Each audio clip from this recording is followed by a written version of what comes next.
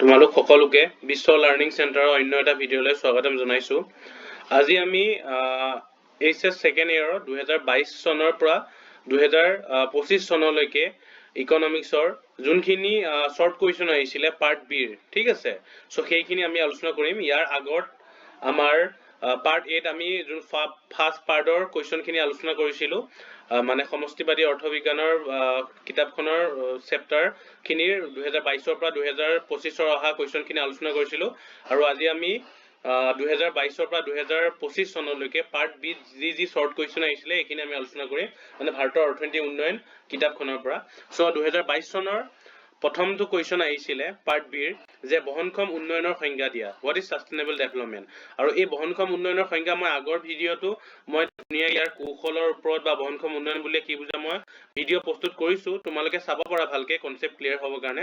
তথাপিতো মই লিখি দিছোঁ আকৌ নতুনকে যে বহনক্ষম উন্নয়নৰ সংজ্ঞা লিখা, যি উন্নয়নত ভৱিষ্যতে আমাৰ নৱপ্ৰজন্মসকলে বৰ্তমান আমি পোৱা জীৱনৰ মানদণ্ডতকৈ উন্নত গুণ বিশিষ্ট মান উপভোগ কৰিব পৰা হ'ব পাৰিব, তেনে উন্নয়নকে বহনক্ষম উন্নয়ন বুলি কোৱা হয়। ইমানকণ লিখিলে 1 মাৰ্কছৰ কাৰণে সাফিচিয়েণ্ট। মই এইটো 2 মাৰ্কছৰ কাৰণে দি দিছোঁ, যিহেতু 2 মাৰ্কছৰ কাৰণে এইটো কুৱেশ্যন আহে। অৰ্থাৎ ভৱিষ্যত প্ৰজন্মৰ আৱশ্যকতা পূৰণৰ বাধা নোহোৱাকৈ বৰ্তমান জনসাধাৰণৰ প্ৰয়োজন পূৰণ কৰিবলৈ লোৱা কাম কাজেই হ'ল গ্ৰহণযোগ্য বা বহনক্ষম উন্নয়ন। বহনক্ষম উন্নয়নক গ্ৰহণযোগ্য উন্নয়ন বুলি কোৱা হয়। সো এই ডেফিনেশ্যনখিনি চাই ল'বা। আৰু এই কুৱেশ্যনটো বহুত ইম্পৰ্টেণ্ট, ইয়াৰ কৌশলসমূহ আহে 6 মাৰ্ক দি। সো ইয়াৰ আগৰ ভিডিঅ'বোৰত আমি ইয়াৰ কনচেপ্টবোৰ ভালকে বুজোৱা আছে, ভিডিঅ'বোৰ তোমালোকে চাবা। নেক্সট কুৱেশ্যন আহিছিলে ব্ৰিটিছ শাসনকালত ভাৰতৰ হস্তশিল্পৰ পতনৰ কাৰণ কি আছিলে। 1 নম্বৰ দি আছিলে ব্ৰিটিছ চৰকাৰৰ বিভেদমূলক শুল্ক নীতি, বি আছিলে যন্ত্ৰ নিৰ্মিত দ্ৰব্যৰ পৰা সন্মুখীন হোৱা প্ৰতিযোগিতা, চি আছিলে চাহিদাৰ ধৰণৰ পৰিৱৰ্তন, আৰু ডি আছিলে ওপৰৰ সকলোবোৰ। আৰু ইয়াৰ এনসাৰ হ'ব ওপৰৰ সকলোবোৰ। এই ওপৰৰ এ বি চি ডি এইখিনিৰ কাৰণে ব্ৰিটিছ শাসনকালত হস্তশিল্পৰ পতন হৈছিলে। নেক্সট আছে 3 নম্বৰ নীতি আয়োগ কোন চনত গঠন কৰা হৈছিলে। সো আমি জানো নীতি আয়োগ কিমান চনত গঠন কৰা হৈছিলে, 1 জানুৱাৰী 2015 চনত এইটো নীতি আয়োগ গঠন কৰা হৈছে। নীতি আয়োগৰ ফুল ফৰ্ম চাবা national institution of transforming India. আৰু নীতি আয়োগক প্লেনিং কমিশ্যন যোনখন আমাৰ আছিলে সেইখনক ৰিনেম কৰি নীতি আয়োগ গঠন কৰা হৈছিলে, ঠিক আছে। নেক্সট তোমাৰ কুৱেশ্যন আহিছিলে শ্ৰম শক্তি আৰু কৰ্মশক্তিৰ মাজত পাৰ্থক্য লিখা। মই লিখিছো যে শ্ৰম শক্তি বুলিলে যিসকল লোকে কাম কৰি আছে বা কাম বিচাৰি আছে বা কাম পোৱা নাই, গোটেইখিনি লোককে শ্ৰম শক্তিৰ অন্তৰ্ভুক্ত। মানে যোনবিলাক বৰ্তমান কাম কৰি আছে বা তেওঁ কাম কৰিবলৈ ইচ্ছুক বাট কাম বিচাৰি পোৱা নাই, জবলেছ হৈ আছে, সো এইখিনিকো শ্ৰম শক্তি বুলি কয়। আনহাতে কৰ্ম শক্তি বুলিলে যিসকল লোক বাস্তৱিকতে বৰ্তমান কাম কৰি আছে সেইসকল লোকহে বুজা যায়। মানে যোনখিনি জবলেছ হৈ বা বেকাৰ হৈ বহি আছে এইখিনি কৰ্মশক্তিৰ ভিতৰত অন্তৰ্ভুক্ত নহয়। মানে যোনখিনি অলৰেডি কাম কৰি আছে সেইখিনিকে কৰ্মশক্তিৰ লগত তোমালোকৰ কি হৈছে অন্তৰ্ভুক্ত হৈ আছে। সো এইটো চাবা। নেক্সট কুৱেশ্যন আহিছিলে ভাৰত আৰু পাকিস্তানে গ্ৰহণ কৰা অৰ্থনৈতিক নীতিৰ এটা সাদৃশ্য লিখা। আমি জানো যে ভাৰত আৰু পাকিস্তানে দুইখন দেশে স্বাধীনতাৰ পিছত মিশ্ৰ অৰ্থনীতি গ্ৰহণ কৰিছিলে, ঠিক আছে, মিক্স ইকনমি, য'ত প্ৰাইভেট চেক্টৰ আৰু তোমাৰ পাব্লিক চেক্টৰ দুইটাৰ সংমিশ্ৰণ হৈ আছিলে, ঠিক আছে। এই ভাৰত আৰু পাকিস্তান গ্ৰহণ কৰা সাদৃশ্য 4টামান চাই যাবা, মই আগত কৰিছিলো। তো নেক্সট কুৱেশ্যন আহিছিলে চীনৰ সন্মুখলৈ বৃহৎ জাপ, গ্ৰেট লিপ ফৰৱাৰ্ড অভিযানৰ মুখ্য গুৰুত্ব কি আছিলে। আৰু গ্ৰেট লিপ ফৰৱাৰ্ড 1958 চনত হৈছিলে, ঠিক আছে।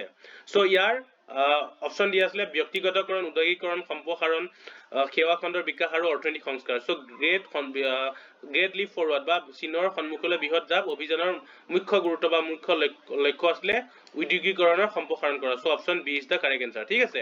নেক্সট কুৱেশ্যন, এতিয়া 2023 চনৰ কুৱেশ্যন পেপাৰখন আমি আলোচনা কৰিম। পাৰ্ট বিত কি কুৱেশ্যন আহিছিলে। ফাৰ্ষ্ট কুৱেশ্যন আহিছিলে দৰিদ্ৰ সীমাৰেখা বুলিলে কি বুজা, হোৱাট ইজ পভাৰ্টি লাইন, ঠিক আছে। সো এনসাৰ মই দিছো দৰিদ্ৰ সীমাৰেখা বিভিন্ন ধৰণে আমি ব্যাখ্যা কৰা হৈছে। তাৰে এটা গুৰুত্বপূৰ্ণ বৃদ্ধি হৈছে কেলৰি ভিত্তিক ব্যাখ্যা। সো বিশেষজ্ঞসকলৰ মতে কৈছে যে গাঁও অঞ্চলৰ জনমূৰিয়াই 2400 কেলৰি আৰু চহৰ অঞ্চলৰ জনমূৰিয়াই 2100 কেলৰি আহৰণ যোনে কৰিব নোৱাৰে সেই ব্যক্তিজন দৰিদ্ৰ সীমাৰেখাৰ তলত আছে বুলি ক'ব লাগিব। আৰু বিভিন্ন ব্যক্তিয়ে আমাৰ তোমালোকে জনমূৰি ব্যয় ভিত্তিকো দৰিদ্ৰ সীমাৰেখা নিৰ্ণয় কৰিব পাৰে। আমি জানো যে গাঁও অঞ্চলত জনমূৰি তোমাৰ ব্যয় 228 টকা আৰু চহৰ অঞ্চলত তোমাৰ 328, গাঁও অঞ্চল আৰু চহৰ অঞ্চলত 454, ঠিক আছে। 454 ৰুপিজ যদি আমি 450 ৰুপিজ যদি আমি তেওঁলোকৰ জনমূৰি ব্যয় ভিত্তিক দিয়ে। সো গাঁও অঞ্চলত 328 টকা আছিলে আৰু চহৰ অঞ্চলত 450 rupees 454 rupees আছিলে সো এইখিনি ভিতৰত যদি যোনখিনি লোক তলত থাকে সো এইখিনি দৰিদ্ৰ সীমা ৰেখা বুলি কোৱা হয় ঠিক আছে নেক্সট কোৱেশ্চন আছিলে যিকোনো দুটা নৱৰত্ন উদ্যোগৰ নাম লিখা সো মই দি দিছো ভাৰত ইলেক্ট্ৰনিক্স লিমিটেড BEL বুলি কয় ইঞ্জিনিয়াৰ ইণ্ডিয়া লিমিটেড EIL বুলি কয় আৰু 3 number national aluminium company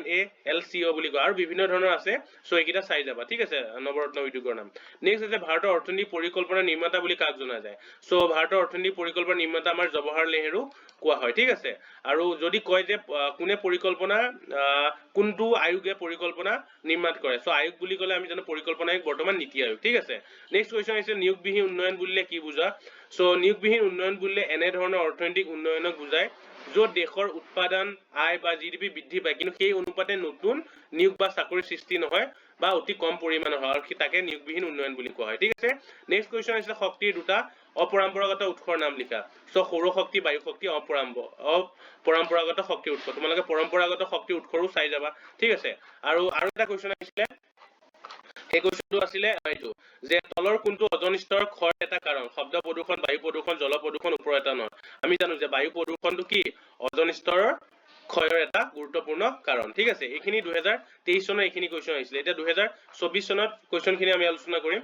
so 2024 চনৰ কি আহিছিলে সো 24 চনৰ খ অংকত পাৰ্ট বি আহিছিলে প্ৰথমটো কোৱেশ্চন আছিলে অনুন্নত অৰ্থনীতি বুলিলে কি বুজা সো এনসাৰ যি অৰ্থনীতিত প্ৰতিজন ব্যক্তিৰ জনমূৰি আয় কম শিল্প আৰু প্ৰযুক্তি উন্নয়ন কম দৰিদ্ৰতা আৰু নিবনুৱা হাৰ বেছি আৰু সাধাৰণ মানুহৰ জীৱনযাত্ৰাৰ মান নিম্ন হয় তেনে অৰ্থনীতিকে অনুন্নত অৰ্থনীতি বুলি কোৱা হয় ঠিক আছে চাই যাবা নেক্সট কোৱেশ্চন আহিছিলে বিশ্ব বাণিজ্য সংস্থা ওয়াৰ্ল্ড ট্ৰেড অৰ্গানাইজেচন WTO কোন চনত গঠন কৰা হৈছিলে 1995 চনত গঠন কৰা হৈছিল নেক্সট আহিছিলে SHG ৰ সম্পূৰ্ণ ৰূপ লিখা সো আমি জানো SHG ৰ সম্পূৰ্ণ ৰূপ সেলফ হেল্প গ্ৰুপ সো যাক কোৱা হয় আত্মসহায়ক গোট নেক্সট কোৱেশ্চন আহিছিলে নীতি আয়োগৰ সম্পূৰ্ণ ৰূপটো লিখা অলৰেডি অলপত কৈছিলো মই national institution for transforming India আৰু এইটো জানুৱাৰী 1 2015 চনত গঠন কৰা হৈছিলে আৰু আগৰ যোনখন আমাৰ পৰিকল্পনা সেইখন ৰিনেম কৰি বৰ্তমান নীতি আয়োগ হিচাপে ৰিনেম কৰা হৈছে ঠিক আছে নেক্সট কোৱেশ্চন আহিছে ব্যক্তিগতকৰণৰ সংজ্ঞা দিয়া এনসাৰ যেতিয়া চৰকাৰী খণ্ডৰ উদ্যোগ বা সম্পত্তি ব্যক্তিগত খণ্ডলৈ হস্তান্তৰ কৰা হয় তাক ব্যক্তিগতকৰণ বুলি কোৱা হয়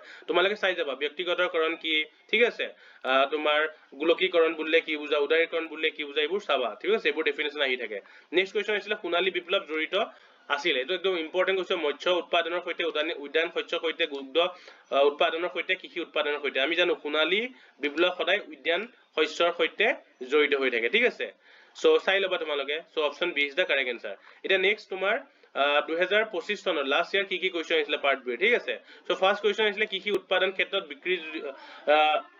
বিক্ৰীযোগ্য উদ্বৃত্ত কি সো আনসাৰ মুঠ উৎপাদনৰ পৰা নিজৰ খোৱাৰ বাবে থকা অংশ বাদ দি যি অংশ বজাৰত বিক্ৰী কৰিব পৰা যায় তাকে বিক্ৰীযোগ্য উদ্বৃত্ত বুলি কোৱা হয় ঠিক আছে সো ইয়াৰ চাই যাবা সো নেক্সট কোৱেশ্চন আছিলে NCERT সম্পূৰ্ণ ৰূপ লিখা সো ইয়াৰ ফুল ফৰ্মটো হ'ল national council of education research and training ঠিক আছে নেক্সট কোৱেশ্চন আছিলে কোনটো ভাৰতীয় কোম্পানীয়ে 2000 চনত ইংলেণ্ডৰ চাহ কোম্পানী টেটলি ক্ৰয় কৰিছে সো ইয়াৰ আনসাৰ হ'ব টাটা গ্ৰুপ নেক্সট কোৱেশ্চন আছিলে এখন চেলুনৰ স্বত্বাধিকাৰীজন হৈছে নিয়মীয়া বেতনভোগী স্বনিয়োজিত আৰু নৈমিত্তিক শ্ৰেণী শ্ৰমিক সো আমি জানো যে তেওঁ চেলুনৰ স্বত্বাধিকাৰীজন সদায় স্বনিয়োজিত শ্ৰমিকে হ'ব নেক্সট কোৱেশ্চন আহিছিলে 2023 আৰু 2024 চনৰ মানৱ উন্নয়নৰ ক্ষেত্ৰত ভাৰতৰ স্থান কিমান আছিলে আমি ভাৰতৰ স্থান আছিলে 134 আৰু 2000 এতিয়া বৰ্তমান 2024-25 ভাৰতৰ ৰেংক হয় 130 ঠিক আছে এটো চাই যাবা তো নেক্সট কোৱেশ্চন আহিছিলে বৰ্তমান সময়ত ভাৰতৰ জাতীয় আয়লৈ কৃষি উদ্যোগ সেৱা খণ্ডই সৰ্বাধিক বৰঙণি যোগায় কোনটো খণ্ডই সৰ্বাধিক বৰঙণি যোগায় ভাৰতীয় জাতীয় আয়লৈ সো আমি জানো যে সেৱা খণ্ডই